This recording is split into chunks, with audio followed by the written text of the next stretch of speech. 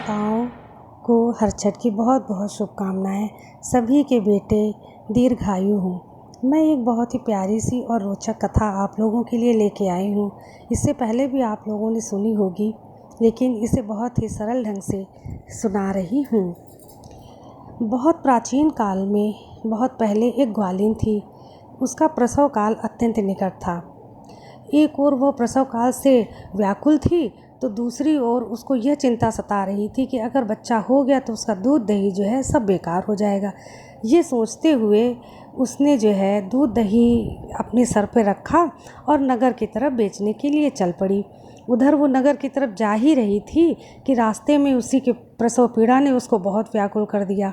तो उसने देखा कि किनारे पे पेड़ का एक झुरमुट है, झरबेरी का पेड़ लगा हुआ है।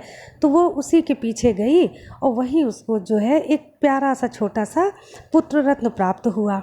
वह उस बच्चे को वहीं पे लेटाकर दूध दही का घड़ा लेके नगर की तरफ बेचने के लिए चल पड़ेगी। संयोगवश उस दिन हरछठ मैया की पूजा का दिन था।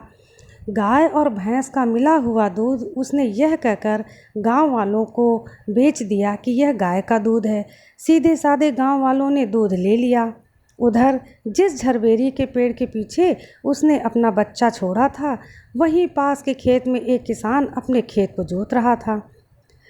अचानक से किसान के बैल भड़क उठे और वह भागकर उसी ओर आए जहां पर झरबेरी के पीछे उस ग्वालिन का बच्चा लेटा हुआ था। भागते हुए जब बैल उसकी तरफ आए तो हल का जो फल होता है बच्चे के शरीर में घुस गया और बच्चा वहीं बेचारा मर गया। यह देखकर किसान बहुत दुखी हुआ कि उसके जो है बैल ने एक बच्चे की जान ले ली। उसने बड़ी हिम्मत और धैर्य के साथ काम किया। उसने झरबेरी के कांटे से बच्चे के शरीर पे टाँके लगा दिए और उस बच्चे को वहीं छोड़कर चला गया। कुछ देर के बाद जब ग्वालिन लौटी तो उसने देखा कि उसके बच्चे की क्या दुर्दशा हो गई है। उसने वह समझते देर नहीं लगी।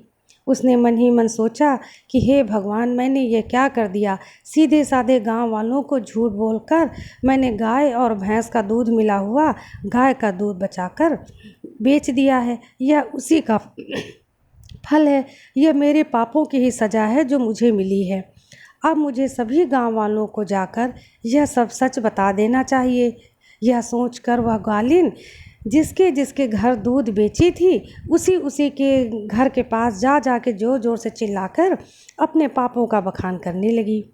उसको मिले दंड को बताने लगी कि उसका बच्चा जो है मर गया है और उसने जो यह गाय और भैंस का मिला हुआ दूध आप लोगों को बेच दिया है। उसकी ऐसी दशा देखकर गांव की स्त्रियां को दया आ गई।